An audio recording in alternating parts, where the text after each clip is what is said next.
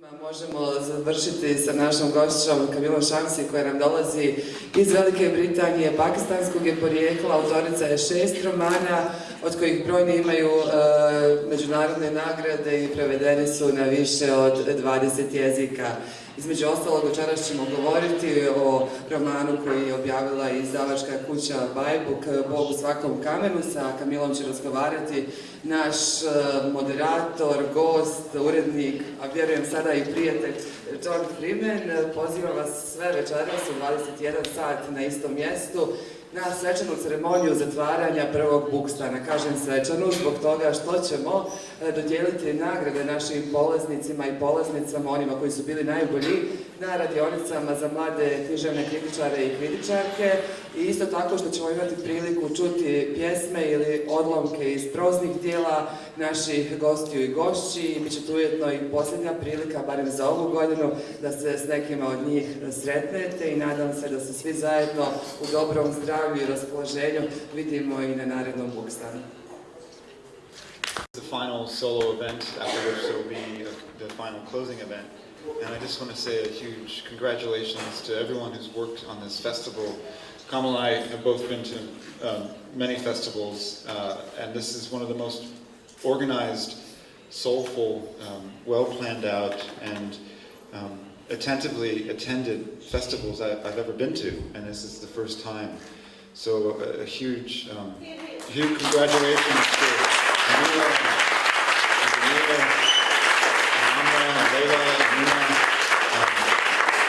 the 3 women who are out there at the desk who are selling books and getting them here. This is really something. Yeah, actually, can I just add to that? It's, as John said, that many of us, I think, go to a lot of festivals, and 90% of them sort of blend into each other. And then there are those rare ones which you remember for the events you go to, for the audiences, for the hospitality, for the place itself, and what you get from it. And this has really been a very extraordinary couple of days. So thank you to everyone involved, and thank you, Sasha, for the initial invite.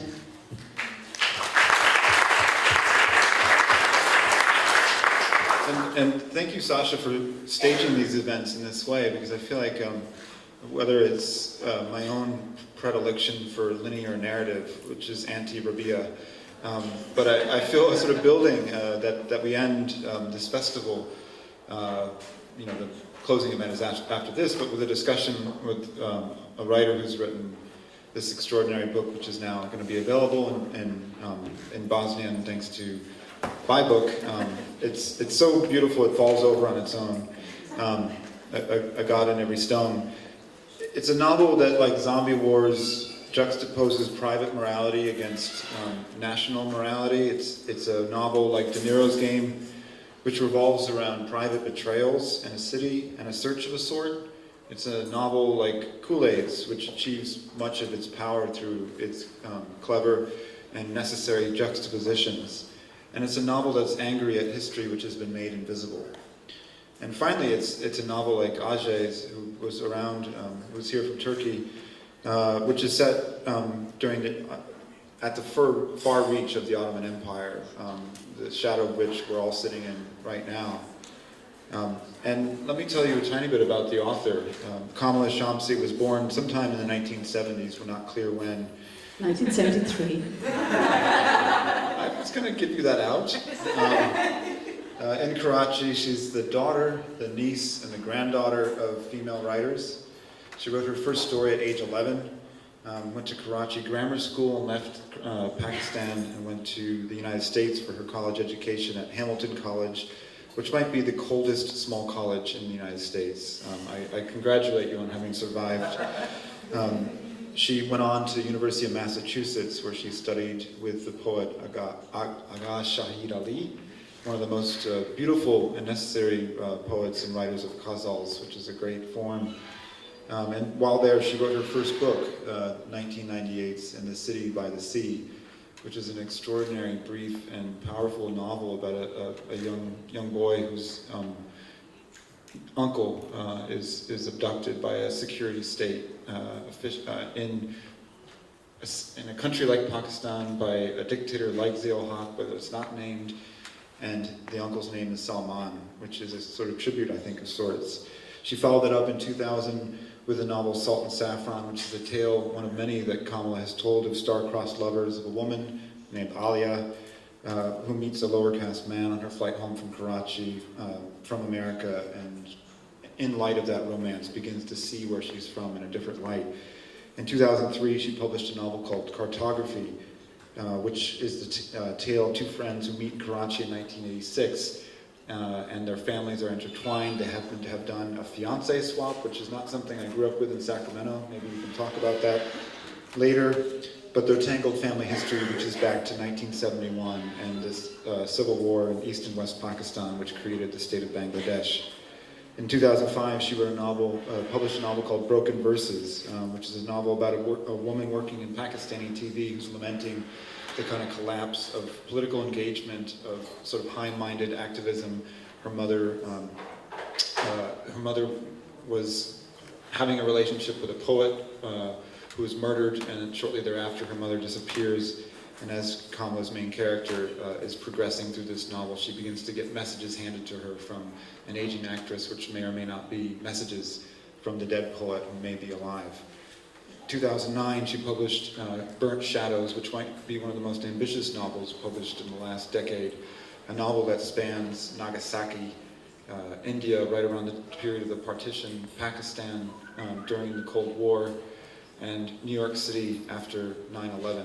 And it tells this history of that period through the story of two families, from a survivor of the Nagasaki bombing to descendants of a mixed band of colonials who found themselves in India in the 1930s and 40s. But this novel, I think, is one of her crowning achievements. It's an extraordinary book. It's a book about private collisions that happen when East meets West, so-called East meets West. It's a book about people who don't have the luxury of living outside of history. And it's a novel of great surpassing storytelling, which is, I think, Kamila's defining characteristic as a novelist. Rabia mentioned that you cannot escape into books, and generally I agree with him. But Kamila has managed to do a brilliant thing in all of her work, which is that she allows us to escape into history through the stories that she tells and through the ways that she deploys some of the classic modes of storytelling. Stories of two families, stories of star-crossed lovers, and stories of betrayal. A God in Every Stone has a sprawling cast of characters. I'm just going to lay them out so she doesn't have to do it, and then I'll get her talking. Vivian, who's an English woman who's on an archaeological dig in what is now Turkey, who is in search of a kind of ornament which was perhaps brought there by Alexander the Great. It's a circular thing which brings, I think, this whole thing full circle. There are two brothers, Pathan soldiers, who fought in the Battle of Ypres in Flanders at the beginning of World War I. One of them is unharmed, the other one is wounded and recovers in Brighton, and the other one becomes an archaeologist. And finally, at the very edge of this book, there are the descendants of these people as they're learning to unearth the history that the main characters have aroused. So I would start with a joke. You're a funny writer and you're a funny person, but I feel like given the scale of your work, it feels somehow disrespectful to ask you to tell a Pakistani knock-knock joke. So I'm just going to start with something that I've noticed that, Sasha, you've worked through the whole history of this festival, that we think of the nature of cities, that a true cosmopolis is a place where East meets West often, and that is often defined by a city which has been made by war and occupation. And I feel like in the work of Rabia and Ravi and Sasha and you, we're seeing cities, Sarajevo, Beirut, and Karachi, cities that were once kind of swinging heyday cosmopolises, which are going in and out of the harder times of history. I want to ask you, what are the possibilities, just on a human scale, when a city is a place where East meets West?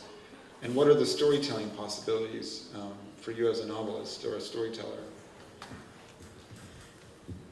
Well, I suppose the place to begin is, to go back to the no East, no West, and really to wonder what we mean by that division or where that division exists. And you know, one of the things I always like to talk about is Western civilization always harkens back to the Greeks, right?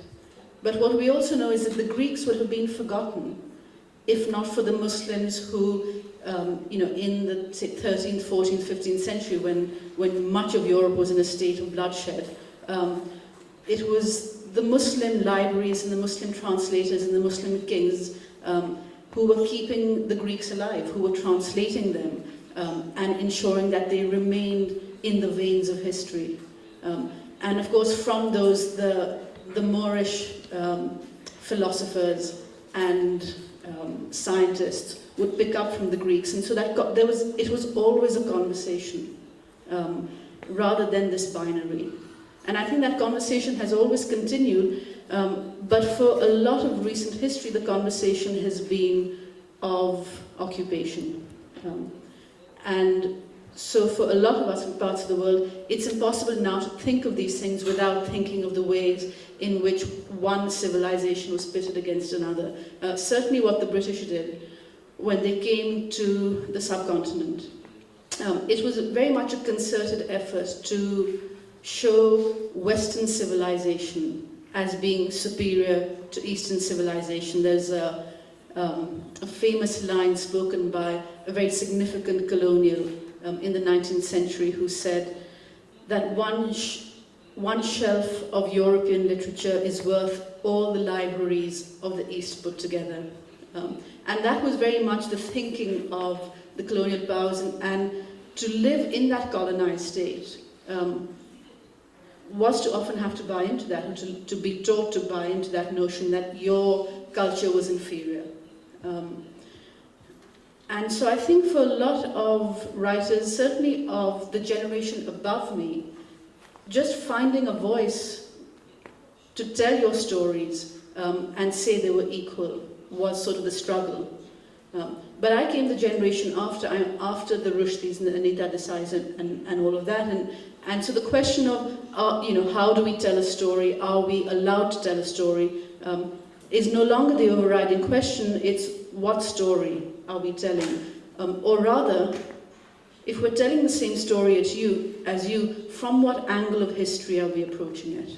And I think that for me is always the issue, is not which story, because the stories are completely entwined, but it is the angles of history from which you approach it that I think is what separates different storytellers. Well, that's a good lead into my one thing I wanted to ask you, which is if you could talk a little bit about Passage to India and Kim, you know, two novels which I think appear in shadows in this book and in your last book, in Burnt Shadows. And what angle are you approaching history from that's different than those two, and what are you reacting to specifically about those books? You know, the funny thing about both those books is I last read them when I was at university, and I haven't gone back to them, although I'm about to go back to Kim, because at another festival in August I'm going to be leading a reading group on Kim in Edinburgh, and this will be, I think, an interesting moment to sort of return to that novel and see what it means. But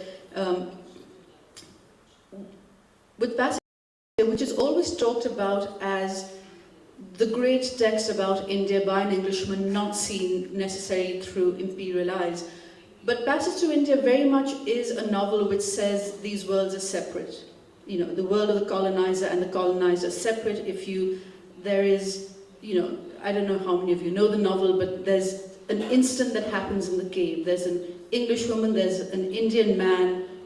Did he rape her? Did he attack her in some way? Did she have any reason to think she was attacked? Did she want to be attacked by him? Was he innocent? Was she going crazy? Was she so terrified that even though he did nothing?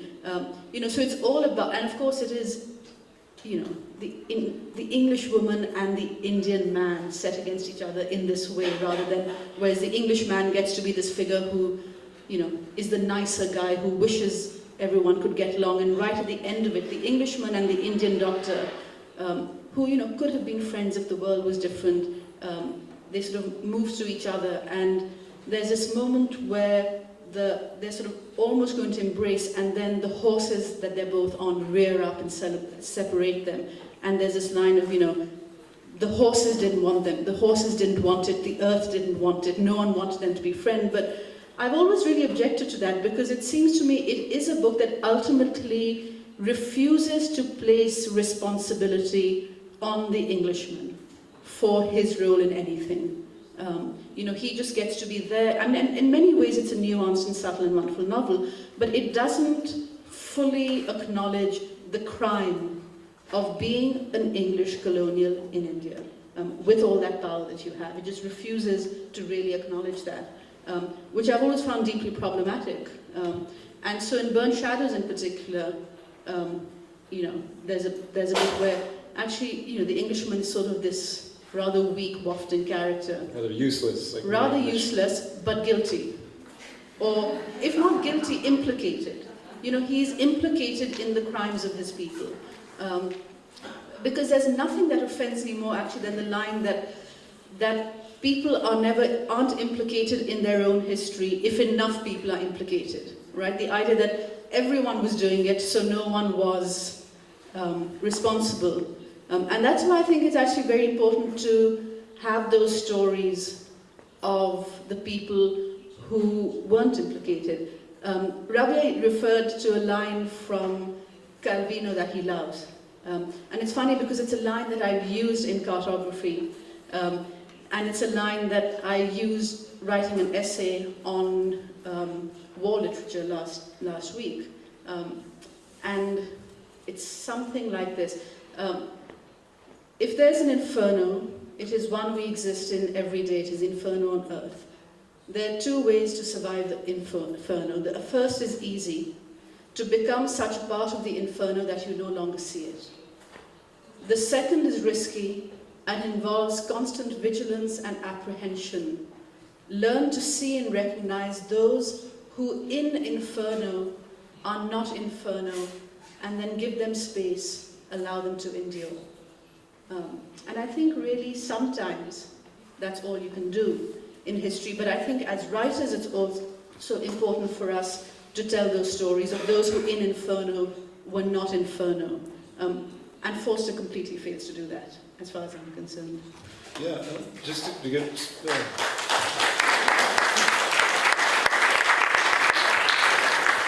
There's a shocking number of overlaps between all of you, and Calvino is one of them. But to get specific about Burnt Shadows, Tomiko is one of the main characters, survives the bombing of Nagasaki, but her German lover is killed.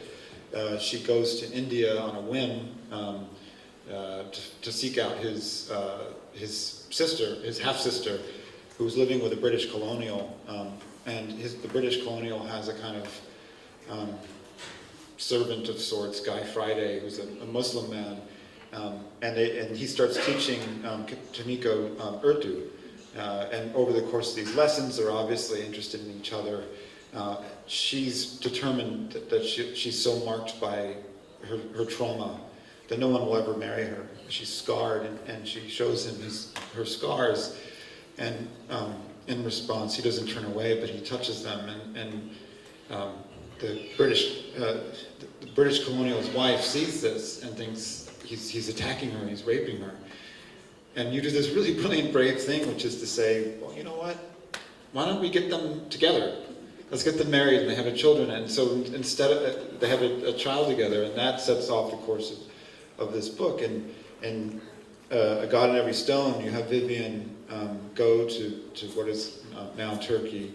She falls in love with Yasin Bey, has this Turkish man who's not Turkish, he's actually Armenian. And then instead of doing the thing which I thought you were going to do, which is like, oh, here they go, it's going to be 3 generations of love determining the global impact, she betrays him. And You look so wounded about that, John. I was really, it's an awful moment, and one of the things that kind of, speaking of overlaps, is that like Rabia and especially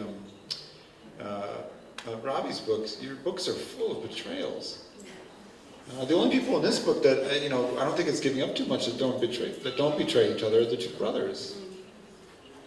And is this something that you think is embedded in human nature, or is it something that becomes essential to storytelling when you're looking at the arc of nations and how nations behave?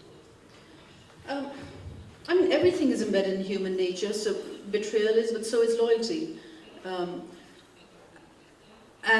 But I think one of the things that I was interested in that novel is the demands of nationalisms, particularly in times of war, which is why I set up these relationships, some of which never happen, between people who are from places that are at war, go to war, are in a state of colonization, where there's a larger narrative that says you're enemies.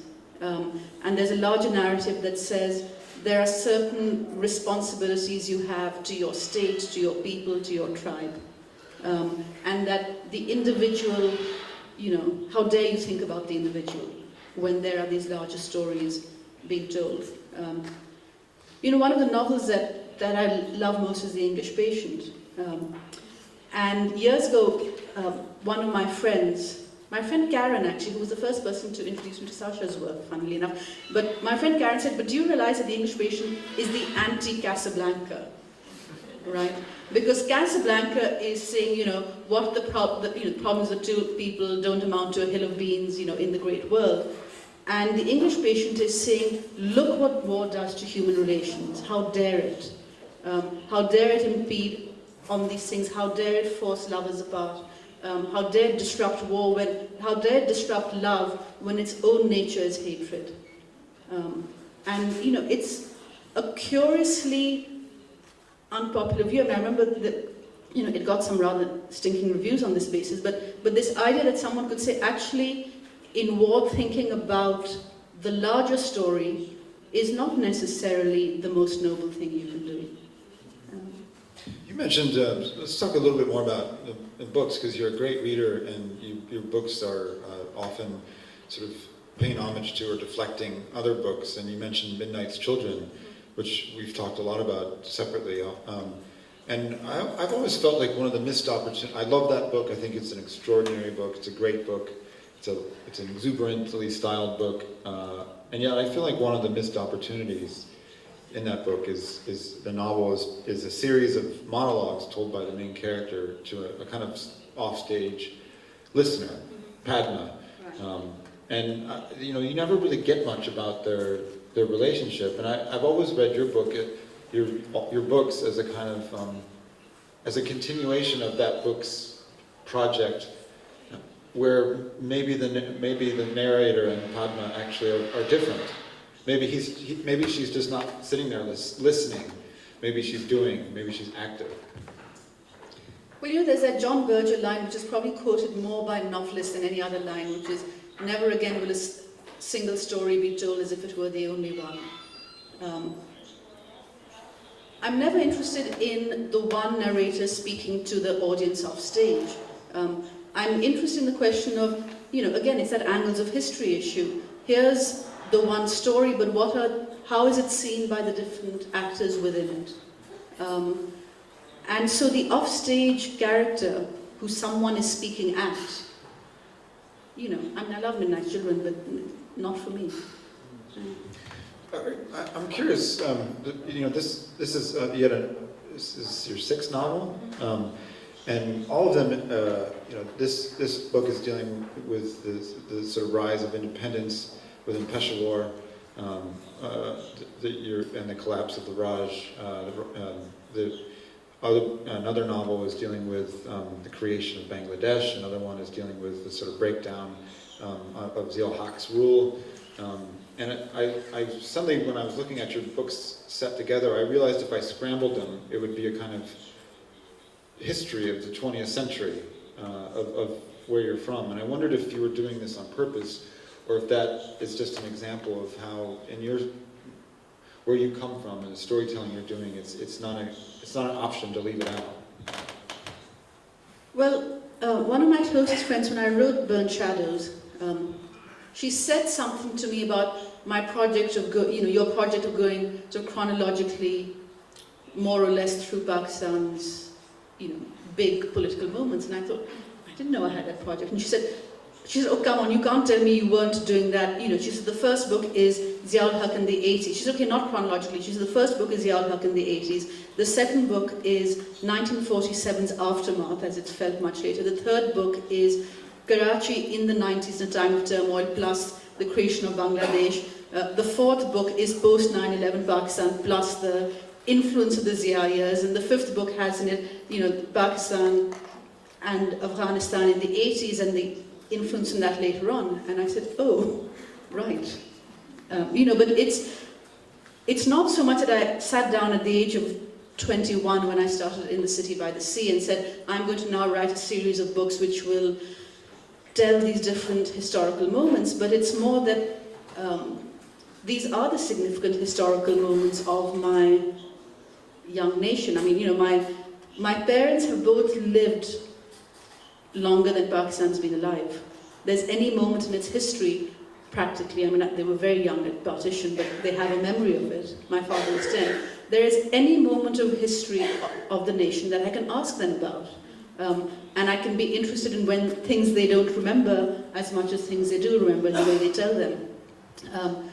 And maybe it's because I grew up in an age of censorship, but politics wasn't coming at us from the newspapers or from the TV channels. Politics was coming to us in conversations. And very often it was about, my cousin heard this, or my brother saw this, or my, third cousin 4 times removed was in a room with a general kind of thing. So the idea that this is the way history gets relayed was, I suppose, what I grew up with. But also because of growing up with censorship, and because of growing up with a nation that has had so many different kinds of traumas. I mean, we had 2 partitions, 47 and 71, and then we've had the various military dictatorships. We've had a head of state hanged by a military dictator. We've had a head of state assassinated, Benazir Bhutto. We've, all kinds of things. And it's too much. When anything is too much, a novelist goes to a novel, I think. It's my way of trying to see the place I came from, is to write about it in the form of a novel. Can you talk to me about growing up as with not 1, not 2, but 3 role models of female writers, and what that made you believe was possible, what you could expect of yourself, and what maybe they taught you, and how that was different from even some of your friends? Actually, there was a 4th, which was my great-grandmother. Okay. Now you're boasting. I'm boasting. Well, actually, I want to talk about... Well, it's interesting, because I never thought of it that way. I never thought I'm growing up with these writer role models. My mother has written some fiction, but is primarily a critic and an editor. And is the world's expert on Pakistani fiction in English. My great-aunt published novels, in a novel and a book of short stories. Her name was Atiya Hussain, in the 60s, but then stopped writing after that. And my grandmother didn't first publish till after I did. I mean, she had a memoir published when she was in her 80s, by which point I had published 4 books, So among the last conversations I ever had with her was she said, we are both writers now. So I didn't think of myself as growing up with all these women. In fact, what I grew up with, in a sense, was women who hadn't done as much with it as they wanted to. And my great-aunt in particular, who lived in London, Atiya Hussain, was an example of this, because in 1961 she publishes a book of short stories called Phoenix Fled, and then a novel called Sunlight in a Broken Column, and then never wrote again. And she lived till 1998. She was dying in hospital when my first book was accepted for publication. And it was one of the last things she knew, was this was happening. And that my editor had reissued her books in the 80s as Virago Modern Classics. So these things all come around. But I remember being very young and going to see my great-aunt I was 11 or 12, and I decided I wanted to be a novelist. And no one, I was 11 or 12, people weren't taking me seriously. But she pulled me to a side and spoke to me very seriously. It's the first time I remember an adult talking to me as though I were a grown person. And she said, whatever happens, don't stop writing, because it's a muscle and you can lose it. I know because I have. So I actually grew up with a sense of writing is something that could stop happening, or that should have happened but didn't. So it wasn't so much that I grew up with these role models, but I grew up with the sound of a typewriter, which is my mother writing all the time. I grew up with books. I grew up with people talking about literature. And that was the thing that mattered. And women always writing. My great-grandmother was born in the late 19th century. She was in Parda. She was from a very conservative family. She married a man who wasn't. He was more anglicized. He sent their sons off to boarding school in England, and then around, I think it was the early 1920s, he decided that they should take a voyage by ship to go from India to England to visit, rather than traveling to London and being this veiled woman in London where you really stand out. And she said, okay, and on the voyage across, she started to write, just sort of, I think, for herself possibly. And she met a Turkish man on this ship. And she said to him, do you know if the food is halal? And this was very soon after Ataturk, and so Turkey was, the beginning of those days of secularization. And she asked this question through her husband. She said to her husband, could you ask him if he knows? And this man sort of bypassed my grandfather and said, why are we so hung up on these kinds of things? Get with the times. And she started talking to him. And I don't know who this man was, he must have been amazing, but he started telling my grandmother about Turkish feminists. And she wrote down the names and later communicated with some of them.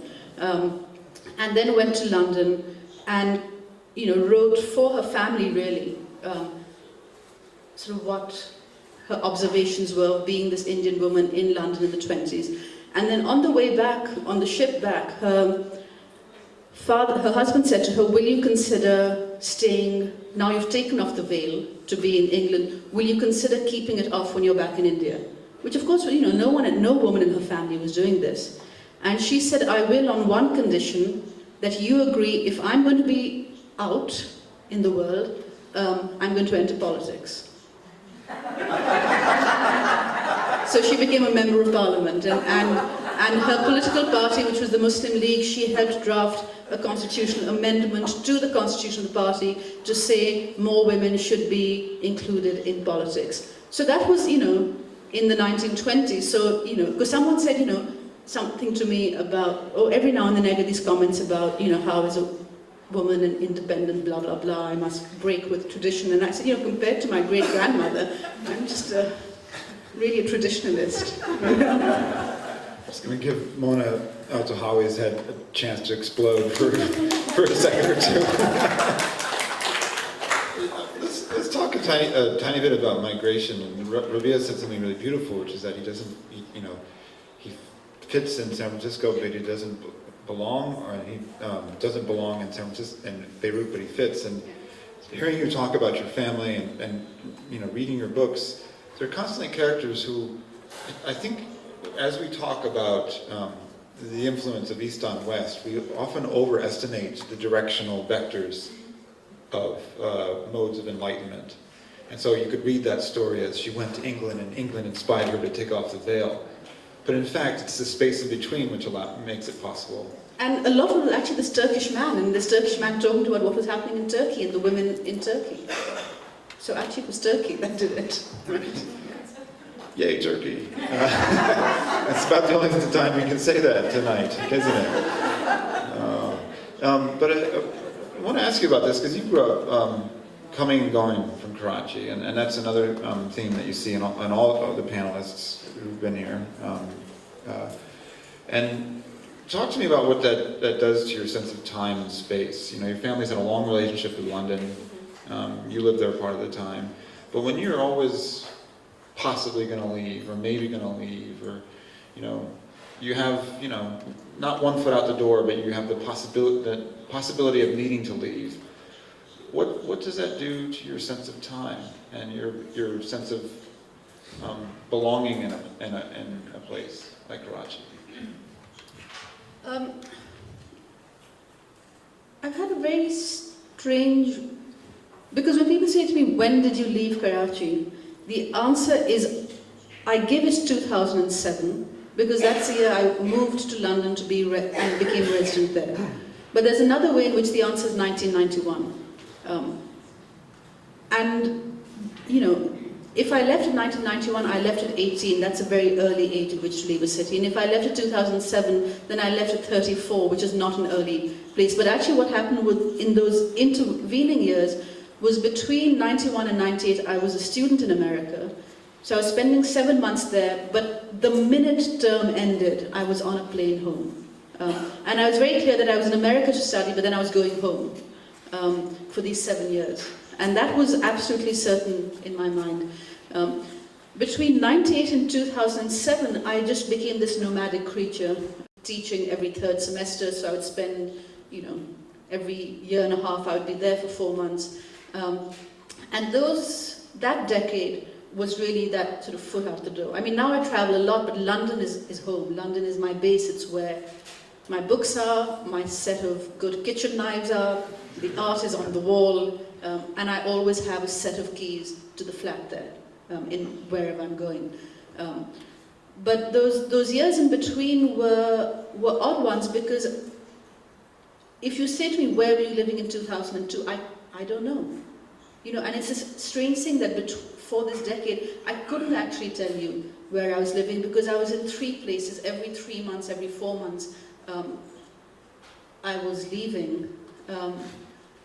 And it was wonderful, and then it had to stop. And it was wonderful because there's always arrival. You're always arriving, there's always, you know, here I am, let me call up all my friends, let me go to all my favorite places. But then and now I'm departing, and you can't make any plans. You're living in a short-term kind of way. You know, you can't make a plan for, let's do this in another 2 months, because you're not going to be there in another 2 months.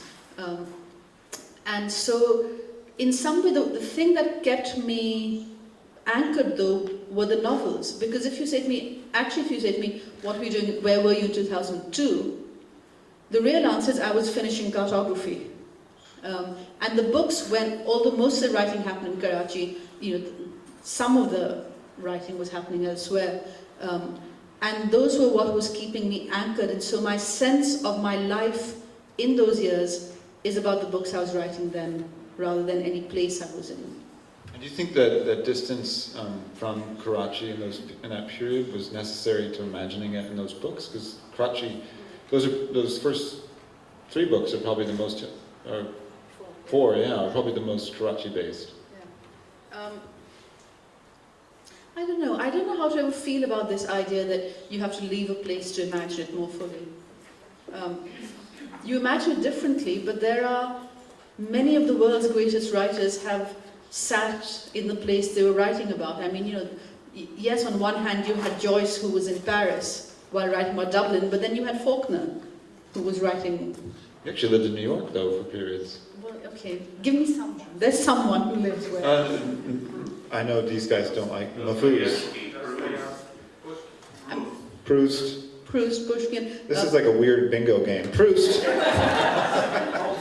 Tolstoy. You know, I mean, so the world is full of writers who have written about the places they are and who don't have to leave. A writer has to, any writer, if you're any good, has to have the ability to kind of take a bird's eye view where they are, you know, as well as to really burrow down. It's just, that's the way a writer has to work. I wonder if you can talk a tiny bit about possession in context of these last 2 books. Mm-hmm. You know, because they're about possession of territory, of place, of objects, of people's hearts. You know, and you're one of the most itinerant people I know. You know, and I'm constantly on a plane, but you're like on the lam, as they say. And what is your idea of what can be possessed? You know, can we possess anything? A person's heart? Can a city actually possess you, or are you really just merely passing through? Can a nation possess the land? I've always been possessed by cities, not by countries, but by cities. You know, Karachi for a long time, and latterly, it's very interesting what happens when you write about a place. So Delhi is a city that my father's family lived in for about 300 years. They left in 1947 to move to Pakistan. I went to Delhi for the first time in 2003 and I felt nothing. I mean, I was interested, and there was lots of architecture and it's interesting and there's all this cultural similarity and I know the language, blah, blah, blah. But there was no sense of homecoming. There was no sense of I'm intimately connected to this place. And then I wrote Burnt Shadows, part of which is set in Delhi. And I invented a character called Sajjad, who is a man of Delhi who loves Delhi. It possesses him.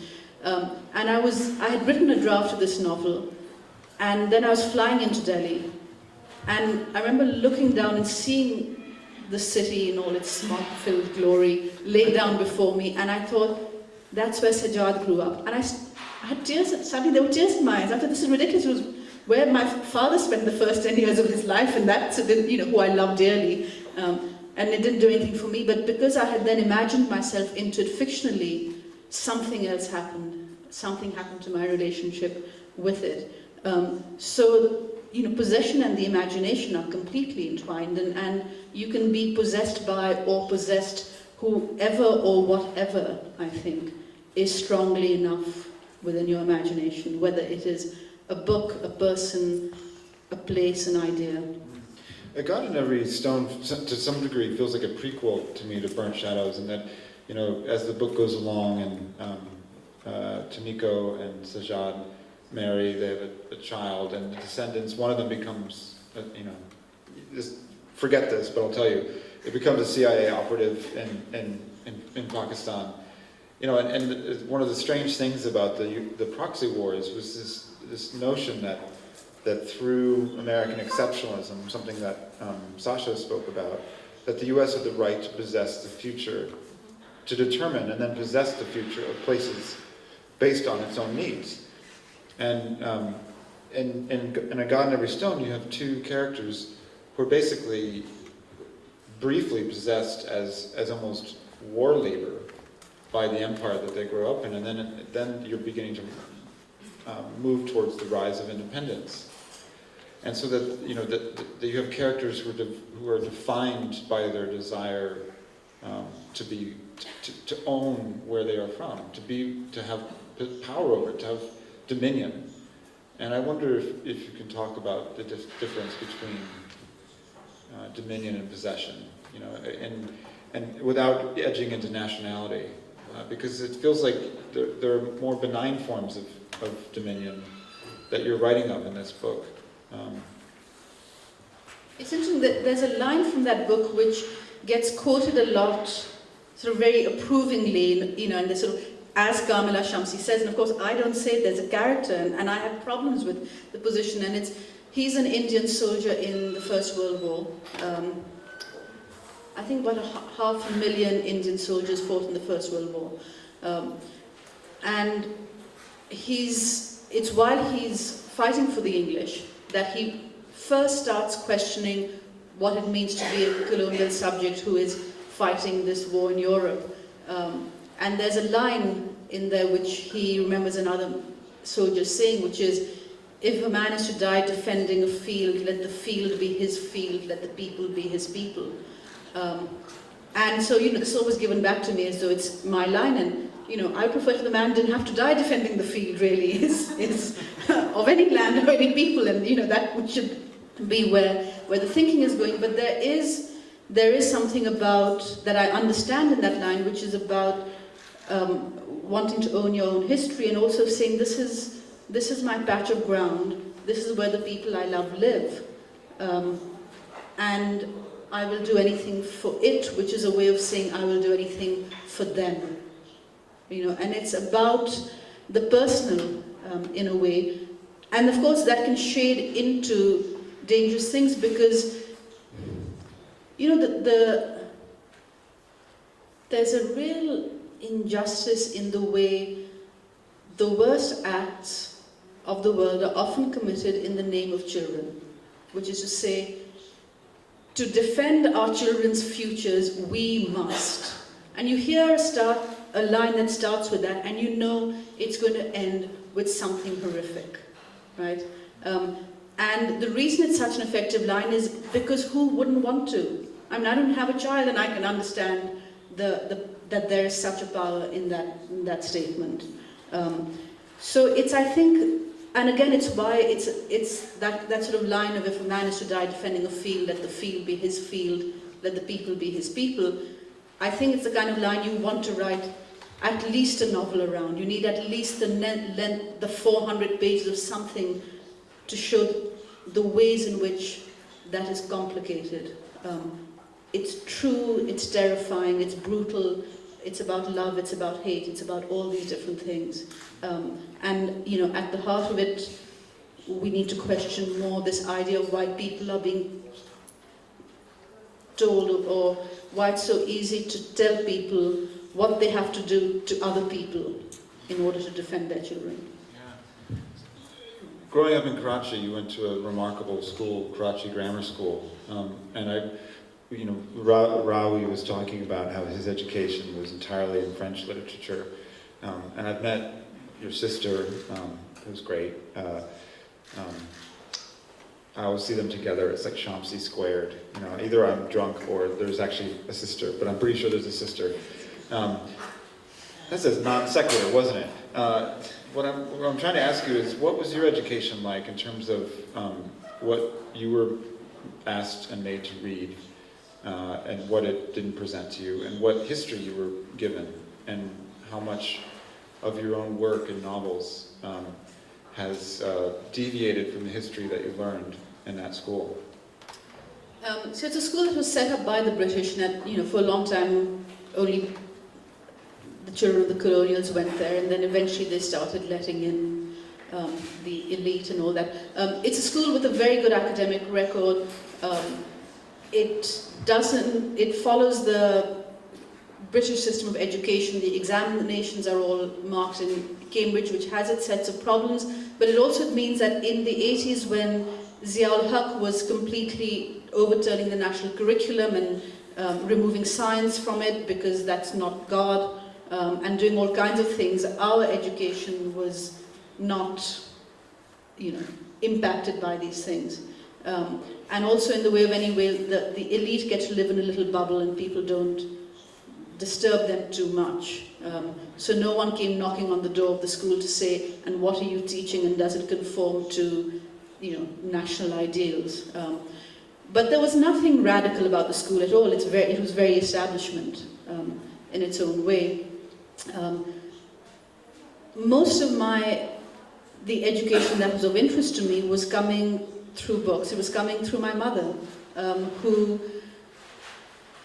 was passionately and is passionately interested in contemporary writing, and she would order in books from London. She subscribed to Granta in the 80s, and that's where we used to get, you know, it was one of the great things of excitement is to find, you know, who the interesting writers are. And she gave me Salman Rushdie, Kazuo Ishiguro, Peter Carey, Anita Desai. You know, these were all writers that came at Jeanette Winterson when I was 15 or 16, handing me these books.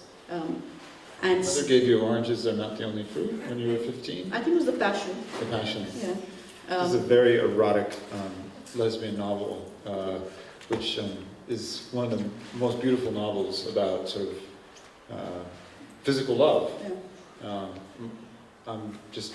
I grew up in Sacramento, California, and they were giving me John Updike. It tells you something about the ideas we have about East and West. Yeah.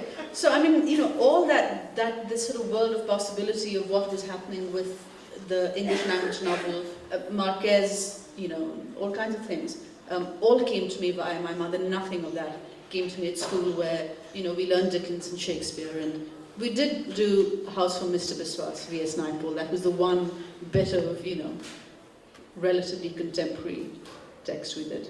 And that's, do you like that novel? I love that novel. But again, with history, we were taught history very well, the history of Europe, the history of this, the history of that. 1971, the civil war that took place 2 years before I was born, was half a page of notes in my journal. That's it. Yeah.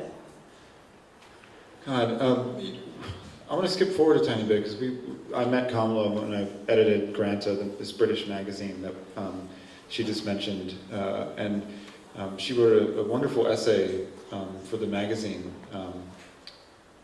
and it was for an issue on Pakistan, and at the time Pakistan was always above the fold in my hometown newspaper, the New York Times, because it was going through another period of turmoil, and you wrote this wonderful essay about how you could mark the changes in what was happening in Pakistan through the story of one band, which sang this song, Dil Dil.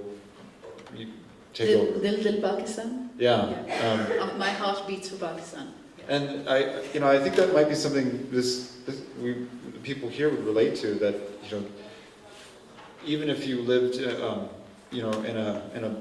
in a bubble protected by class and education and the ability to leave, that even still, that all around you there were markers that the rise of nationalism or the rise of fundamentalism was not siloed from the things you cared about. No, I mean, we were living in Ziaul Haq's Pakistan. There was no question of that. I remember being 10 years old and seeing my mother with her head in her hands at the dining table, because Ziaul Haq had passed these things called the Hudud ordinances in the name of Islam, which basically said if a woman was raped and she couldn't prove it was rape, then she was guilty of adultery and could be stoned.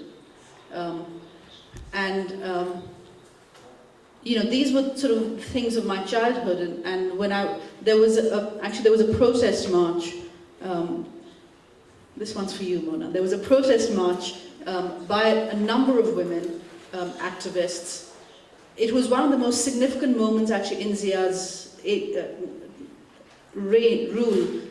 There was a 13-year-old girl, blind girl, who was raped, and of course she couldn't identify the men who'd done it, so she was accused of adultery and was in prison. And there was a group that was formed called the Women's Action Forum. And the Women's Action Forum, a lot of it was women of the elite, so it's certainly not, a lot of lawyers were involved.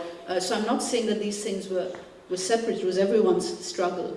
And they marched on Parliament. And the police came out and started beating them, and they are some of the most iconic pictures of Pakistan in the 80s, is these women who are being attacked by policemen and policewomen. And there was a photographer who took pictures, and then they put these pictures up on lampposts around Lahore, so everyone could see, what was being done, and these women coming out.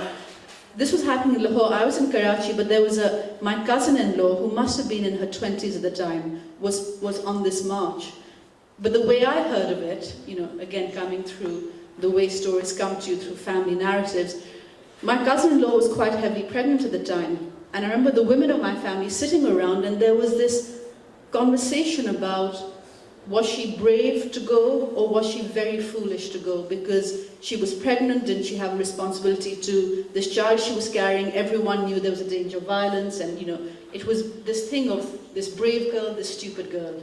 I'm just thinking, being 10 or 11 and thinking, this is just wrong, that this is a conversation, that we have to have this conversation. And so no, I mean, it didn't feel separate from my life at all. We knew what was happening. We knew that we were entering this period of darkness. And as my friend Aisha, I remember shortly after 2001, after 9/11, her sitting and saying to me, what makes me so angry is everyone I grew up with in the 80s, all you heard was people predicting what was going to happen if certain policies were carried out by Pakistan, in Afghanistan, by America, this sort of funding of the jihadis that was going to happen. She said, we were all saying this is where it's going to lead.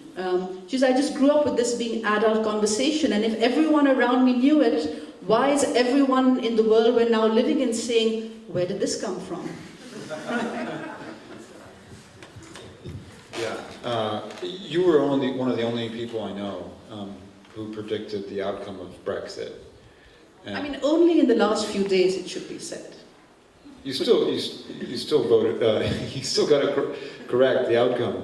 And right now in the United States, where several of the people who are on panels live, we have this phenomenon of Donald Trump and his proto-fascist rhetoric. And one of the kind of ongoing discussions about what Trump is saying is that there's this notion of mainstreaming ideas which are previously, unsayable. That immigrants should stay out. That people of color maybe deserve what they're getting from police. That, so on and so forth. And I wonder if as you were growing up in Karachi, if you witnessed any of the same things. What you just described was a sort of spectacle of violence and how that reverberates across a community. But was there an escalation of diminishments in what was defined as human or allowable? And how do people respond to that other than leaving? I mean, Pakistan is so ahead of so many places in terms of its prejudices. So for instance, you had, we do silence is actually what we do. What we do is, we're not going to say anything when you go and attack the guy next door. And it's, the entire 1971 war, so it was, 1947, there are two Pakistans, there's East Pakistan and West Pakistan, divided by the great mass of India in between. It was lunacy, but maybe a kind of idealistic lunacy that you could have a nation of these two halves separated by this huge landmass in between. But what marked that relationship from the beginning was incredible chauvinism and bigotry. You have a very memorable description of what that landmass looks like in one of your books. Yes. Just picture two land masses with one in between, and you get the picture. I think Rabia has it on his glasses. I think the line was in 1945, in 1947, the British divided the subcontinent and created two testicles for the phallus of India, was I believe the line, if you really want to know. But there was this incredible bigotry, and it was all this, the rhetoric was always used that the people of East Pakistan were inferior. They were tainted by Hinduism. They were short and dark. They, all of this. And when they were in numerical terms the majority of the country, but they were always treated like a minority. They had fewer rights. When you finally had elections, really the majority party of East Pakistan should have been asked to form a government, but they wanted a lot more rights. It wasn't going to be allowed to happen. And essentially an independence movement starts in East Pakistan, and the Pakistan army goes in to crush it. There is genocide. There are mass rapes. There are mass graves. There's the killing of intellectuals. All of this goes on. And in West Pakistan, everyone knows it's happening. So when I was growing up, I grew up with my mother telling me these stories of sitting in rooms with her friends and hearing other women say things like, but the women over there shouldn't wear their blouses so low cut, right? And things like that. That was 71. I was born in 73.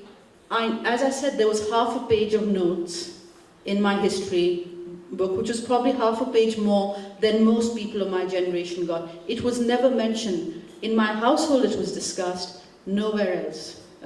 And the kind of bigotry we were capable of, the kind of prejudice, the kind of violent, murderous instincts that were not instincts, because it was learnt, of course, there was nothing instinctive about it, that allowed an army to go and do this while people back home cheered, or at most were silent, with some honourable exceptions.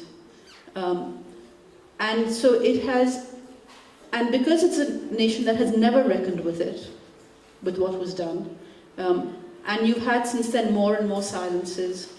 So at the moment in Balochistan, there are mass disappearances going on. Everyone knows what's happening. If you speak about it, you'll probably be killed. So there is now actually an element of very real fear. I would be terrified to say certain kinds of things about it, particularly if I was sitting in Karachi. So there's a mixture of fear, shame, deliberate amnesia, all kinds of things going on. And group after group in Pakistan has been attacked. Shias get attacked, Ahmadis, who were named non-Muslims. It is illegal you can attack an Ahmadi place of worship, but if you're reporting it, you can't call it a mosque. Because to say it's a mosque is to say they're Muslim and the government has decided they're not Muslim.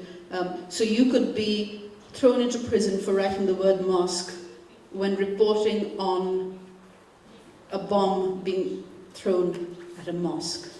This is the Pakistan we live in. So it is at the moment a place of incredible divisions and horrible silences, and a lot of it is to do with fear.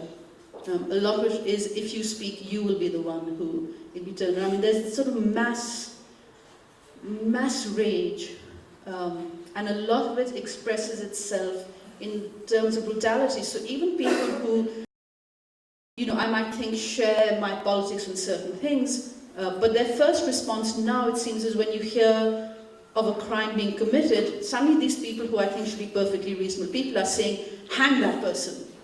Hang everyone who did this, or, make them suffer the kind of thing, exactly the same kind of thing that they did to other people. It's as if violence is the only language we know how to use, and we may differ in who we think is deserving of violence, but we all agree that violence is a language we should speak.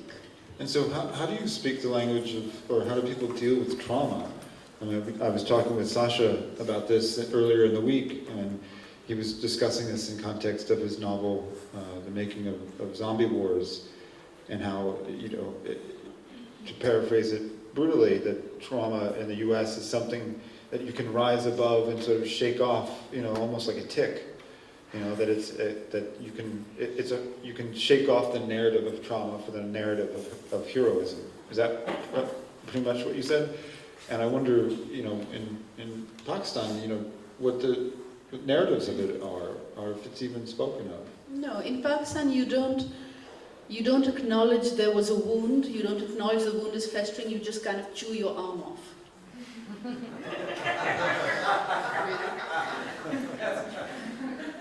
That's hardcore. Wow. So, let me... Where do you go from there? Where do I go from there?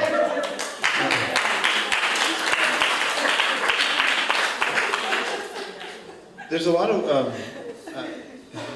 in all seriousness, it seems like it presents a lot of... I was being serious. No, my laughing is, I'm commenting on my reaction rather than your statement. But, it seems like what this does also for the arts is, it means that there's a lot of work to be done because there's a lot of invisible stories. And, our mutual friend Tamima Anam, is telling some of them, Mohammed Hanif is telling some of them. And I wonder if you could share the stage with some other people here who are doing work like that, who you would point the audience to be reading.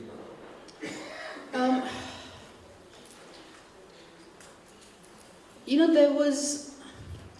Well, first of all, at the moment, it's really the journalists who are doing extraordinary things. I think there's something about a novel sometimes taking time to write them. So I don't know about within the other languages, Pakistan actually couldn't tell you what the exciting work that's being done is. But, certainly people like Nadeem Aslam, Mohammed Hanif, Moni Mohsen does satire, and is a woman, and therefore people think it's quite silly.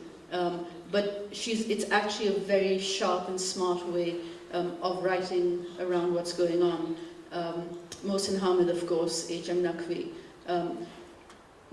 But we're writers writing in English, which means we're only reaching within Pakistan a very small audience. And actually in Pakistan, it's always been the poets. You know, every nation I think has its own thing. In Pakistan, it was always the poets, and in the you know, in the first decades, it was Faiz Ahmed Faiz, the great Urdu poet, extraordinary poet. I mean, who had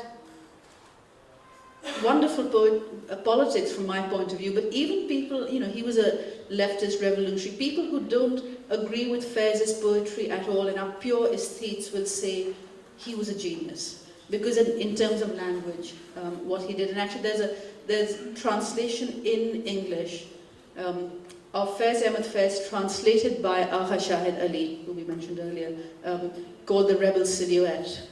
So for those of you who don't have access to Urdu but have access to English, that would be a good place to start. And poets were always being thrown into prison, which novelists weren't, which just shows that poets were always more inspiring. In the 80s, the Women's Action Forum and the movement against Zia, which the women were such an important part of, the feminist. And at the moment we don't seem to have in poetry that kind of figure. And one thing that would happen with poetry is, in a country where there's very high illiteracy rates, is the poems were put to music.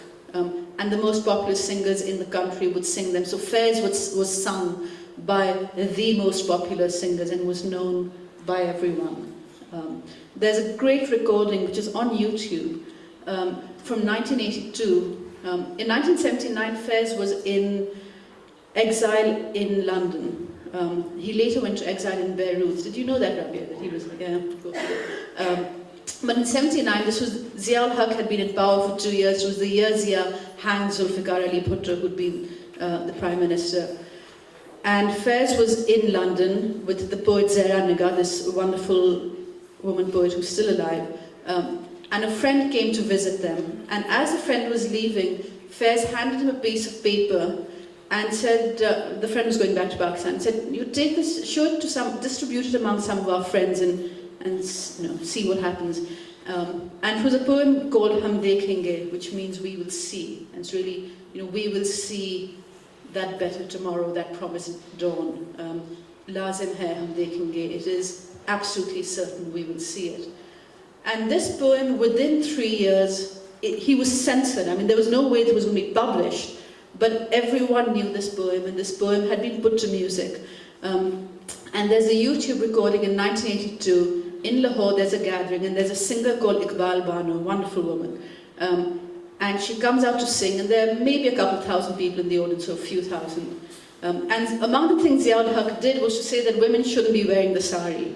He didn't ban it, but he said the shalwar kameez was a proper Muslim dress. The sari was a little too Hindu and Indian. And Iqbal Bano comes onto stage wearing a black sequin sari. And she starts to sing Hum Dekhenge. And the first line is Hum Dekhenge, so you instantly recognize it. And you can hear the audience start to cheer, but it's still slightly hesitant. And she sings, and it's this complete song of revolution. Of how the thrones will be cast down and basically the dictators will fall. And what Faiz, who was not himself a man of great religion, because Zia is using the language of religion so much and claiming to be the guardian of Islam, Faiz is filling this with sort of religious imagery which he's using against Zia. And there's a point about 4 or 5 minutes when the audience goes into a state of complete rapture. And it's a point where she's talking about basically lightning striking the dictators and hurling them off their thrones. And you can hear the audience, and they start chanting, Inqilab Zindabad, Inqilab Zindabad, long live the revolution. And some years ago, my friend Nadeem Aslam said to me, well, if you had to choose where you were going to be on that day in history, why would you ever choose to be with Zia-ul-Haq's jack-booted men outside that concert hall when you could be chanting Inqilab Zindabad inside? So that kind of moment of what art can do, and what sort of 30 years later I can still listen to that YouTube video. When things in Pakistan get very depressed, I sit and I listen to that YouTube video and I feel better, and I think, where is that moment now? Where is our Fez now? And actually Fez is still our Fez now, because we're still reciting him and singing him in these moments. But there's something has happened. There's a kind of terror now in Pakistan that wasn't there before, because before the terror was about the government and what the government might do to you. And now there's so many different kinds of, enemies. And there's so much bloodlust. And this feeling that it's so easy to be killed. I think it's never felt as easy to be killed as it is now in Pakistan. And that, I think, is worse for the arts, possibly, than in its way, is worse than dictatorship. Well, I love the story up until that point. I want to bring us back to your book for one final comment, and then open it to the audience. But what you were saying was so beautiful, because that concert was made possible by a man picking up a piece of paper in London. And this novel is in part about a search, for a ringlet that's been transported across the empire and buried for hundreds of years. And I don't feel like it's grandiose to say, but I feel like in making these books that you've, in some small way, you're making an alternate ringlet.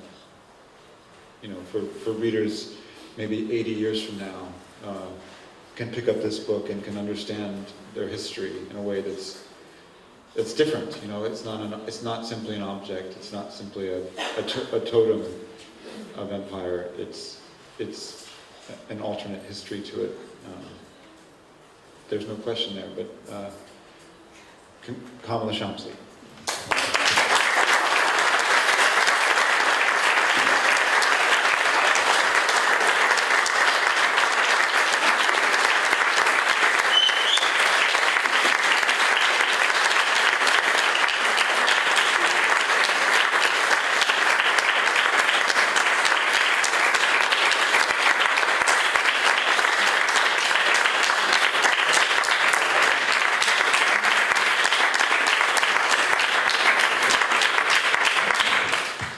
Does anybody have a question for Kamila? Yes, Amira.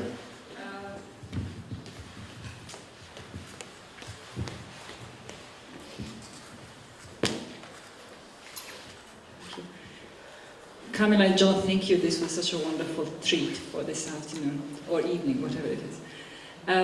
I have a question that will sound somewhat Canadian. I'm sorry for that, but that will be my entry. That will be my entry point. But it's in context of this northeast, northwest, and this is how we started the conversation. And I would like to really get your opinion on it. In Canada, the South Asian writers have become extremely prominent, and they really make up now such a rich resource, literary resource for, from Ondaatje to Saladurai to Mistry and so on and so forth.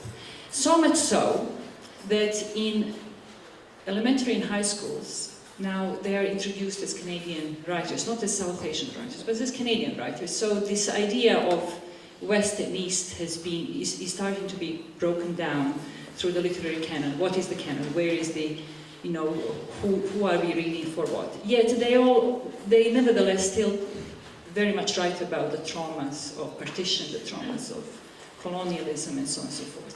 So in some ways, we are in Canada, we are inheriting that history as Canadian history, and in that sense, really moving this idea of East and West in an extremely, I think, important way. And of course, so I wonder how you, in that regard, see yourself. Where there is really such a powerful critical mass, and not just in literary terms of South Asian writers in Canada and in North America in general, but also academics and so on and so forth, where the discussions around secularism, around Eurocentrism have really moved this idea of the importance of South Asian history and model, and in ways that I think is not really any more connected to East and West as we know it, whether it is East Europe, West Europe, or for that matter, just the Middle East versus Europe. But it has complicated this concept of East and West very much. And so I wonder where you see yourself in relation to these writers who are now west of you, in North America, specifically say in Canada. What you have quoted already on Datie, but do you have a comment on this? I mean, of all the writers in the world, Ondaatje is the one who means the most to me. And I don't think of that in terms of, is he Canadian, is he Sri Lankan? He's Ondaatje, and it's what he does with language and history and power. What I love in Ondaatje is that he doesn't ever believe in being on the side of power. And he's inherently suspicious of it. And when you're reading, I think those are the kinds of ways in which I grew up in Karachi, but I was reading English, so I was reading, and so I had an imaginative life that was somewhere else. I'm very happy for my books to be used wherever they are. But I think increasingly I find that there are certain kinds of writers who I feel affinity with. And increasingly I'm coming to realize that it has to do with history and trauma, actually. So there's Juan Gabriel Vasquez, Colombian writer, whose book, The Sound of Things Falling, is one of the most extraordinary books I know. And it's set in Bogota in 1995. And of course that was a period that was very significant here, but in Karachi it was also a period of extreme violence. There's a headline from, I think it was July 1995 in Karachi, which is 17 killed as the city limps back to normalcy, which sort of told us what it was in those days. And Juan's book is about being young in those times, in times of violence. When it's not that there's anything like a civil war, because he's writing with the drug wars, and in Karachi there was, government and ethnic groups and all kinds of infighting. But what is to have this violence not in a framework of an actual war, but in some other messiness? And I read that and I thought, this is a book about Karachi. Hisham Matar's In the Country of Men is the best book I know about growing up under Ziaul Haq in Pakistan, even though it's set in Libya in the Gaddafi years. Julian Slovo writes about South Africa and the apartheid regime. Sasha's work, Ondaatje's work. I mean, there are writers who know something about history and trauma. And that, as discomforting as it is to realize, is where I realize I actually place myself. And that's why, all the writers in this festival, it feels like in some way we're from the same place, because in some way we are writing from the same place, however different it is, which is why that Calvino line speaks to so many of us. So I don't think it's about geographical location, it's about your relationship with history, your place in the world. I think it was Rabia who said the story of the two people who sit down at breakfast and it's about their little family, and those can be wonderful stories. But those aren't the stories that I sort of carry away with me. And they can be American writers. Toni Morrison. Morrison was a very important early writer for me when I was 17, 18, 19. So yeah, I think I locate myself in those kinds of ways rather than in the way of nation states, which, our histories are so collided now. And people move around so much that the nation state is a way of defining things, and separations no longer makes, I think, as much sense. Maybe it never did.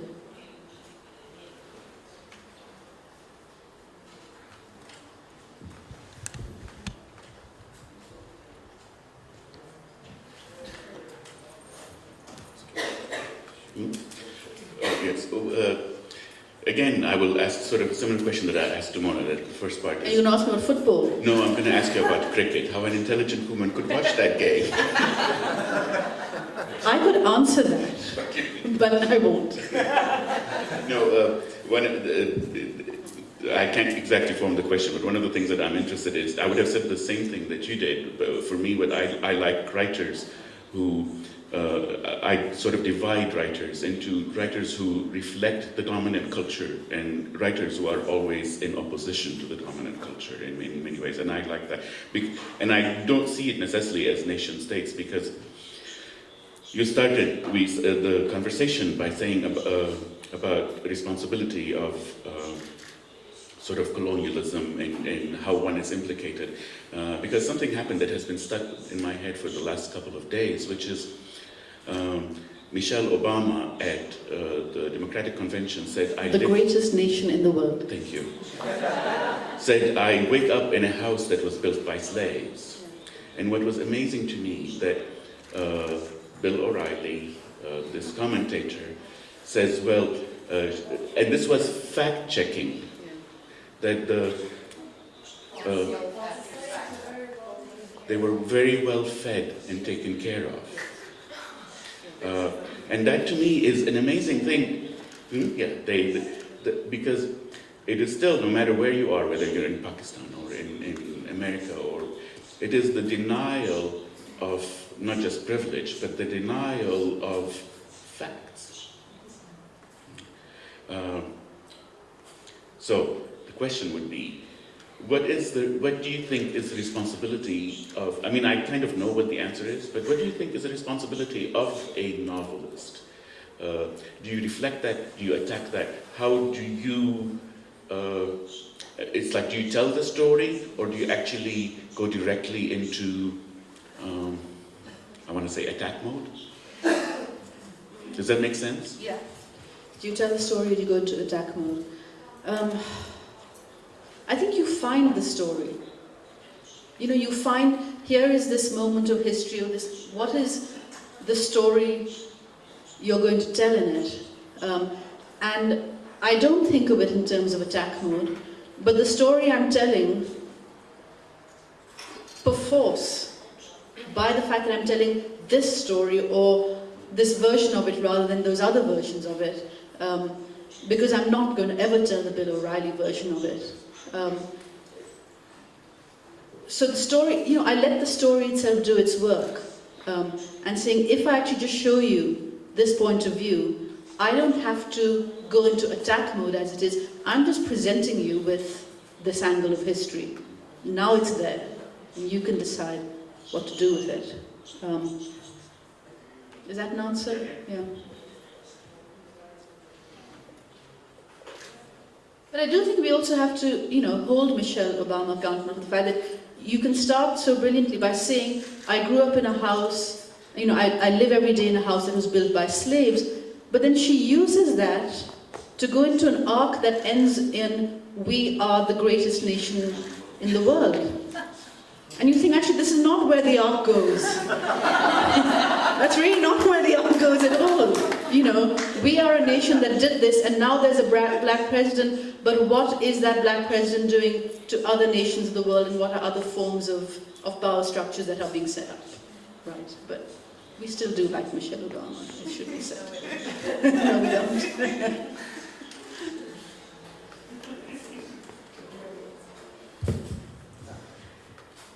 David?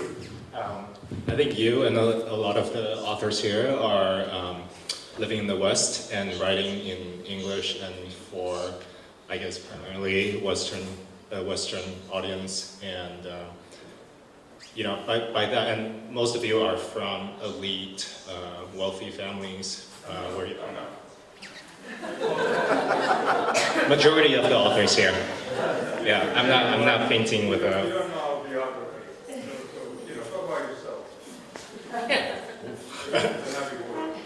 Yeah. Anyway, so what do you think? Do you ever think about writing in your native language for the audience that's back home? English is my native language. English is my first language. It's the only language I know well enough to write in. Which is one of the weirdness of colonialism, that it should have created in all these countries a segment of society for whom English was, but it's my first language, it's my parents' first language. It wasn't my grandmother's first language, but it was my grandfather's first language. So, that's one option. But actually I want to go to this question of your primary audience is Western. What does that mean? What does that mean? What is a primary audience? And when people say primary audience, what they mean is the numbers of books you sell. Actually, for me, the audience that matters most has always been the audience in Pakistan. And it may be a tiny fraction, but as far as I'm concerned, that's the primary audience. That is the audience. The day, the audience in Pakistan turns around to me and says, "You're writing the stories of Pakistan like a foreigner," I think that would be problematic. The day they say to me, your novels are all about explaining us to someone else, that to me would be a problem. I have no interest in explaining Pakistan to people who don't know it. I'm interested in writing about this country, and it matters most to me. The audience that matters most to me has always been the one in Pakistan, and that makes it primary to me. Although I completely do take your point that from a sort of, who is the marketplace, etc. Yes, my first publishers are in Britain. I mean, it's the first place it gets published. But there are books of mine that have sold better, so Salt and Saffron sold more in Italian than it did in English. Couldn't tell you why. No, that was another one. Does that make Italians my primary audience? Well, no, because I had no idea that would happen. So I don't know what that means, but I'm not sure what primary audience means. I think for writing the more relative question is there an audience you are specifically writing to? I think Rabia made the point very well of, you write, it's a thing you do for yourself. I mean, I write to figure out certain things for myself, but I never think of an audience in terms of someone who knows less than I do. So if I really had to say, what is the audience I'm writing to? The audience I have in mind is someone who knows more than I do about everything I'm writing, who knows more than I do about how to write a novel and how to write a sentence. And what I want is for that audience, who knows more than I do about my subject, to still say, you did all right with that. That's how I think in terms of pitching it, rather than to start with, this sort of teacher mode of I need to tell things to people that they don't already know, which some writers do, and some writers have various reasons for doing it, but it's never been particularly my interest in going about it. So I have a follow-on question, and from what I observe, a lot of that's what's happening, because we talk a lot about no East, no West. Most of the connections that I've observed here are connections to the West, and that's how we talk a lot about Pakistan, about Beirut, but we actually deal very little with this region of the world and its connection to Asia. It always goes back to the East and our relationships to it. What authors do you know are dealing with cross-cultural issues in a different direction. Go ahead.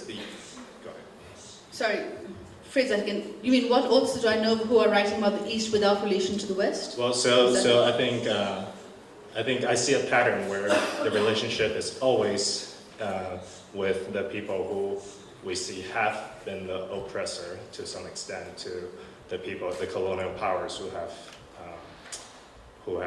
maybe messed up, left a pretty bad, a lot of countries in bad states, but yet a lot of countries continue to seek validation from these countries and emulate what they do, and I see very little of looking for other directions to go. I don't know, that's more of an observation than... You look like you wanted to say something. No, I'm trying to... Rabia, do you want to... Just as in context. But we're talking about fiction. I mean, all I'd say that is my first 4 novels were written about Karachi without relation, and about Pakistan's relationship with Bangladesh and Pakistan's relationship with India, and not about, it was sort of novel 5 before I got onto America and Britain. So I would offer myself. I think that's a great place to stop. We're about 90 minutes. That means that you could have read 50 pages of this book. I highly recommend it. One of the things I think that's wonderful about Kamila's work is that the complicated pleasures of engaging in the complexity of a world that never reduces itself are also incredibly straightforwardly pleasurable to read about in the way that she narrates. She's one of the best storytellers alive. It's a real pleasure to share the stage with you. Kamila Shamsie.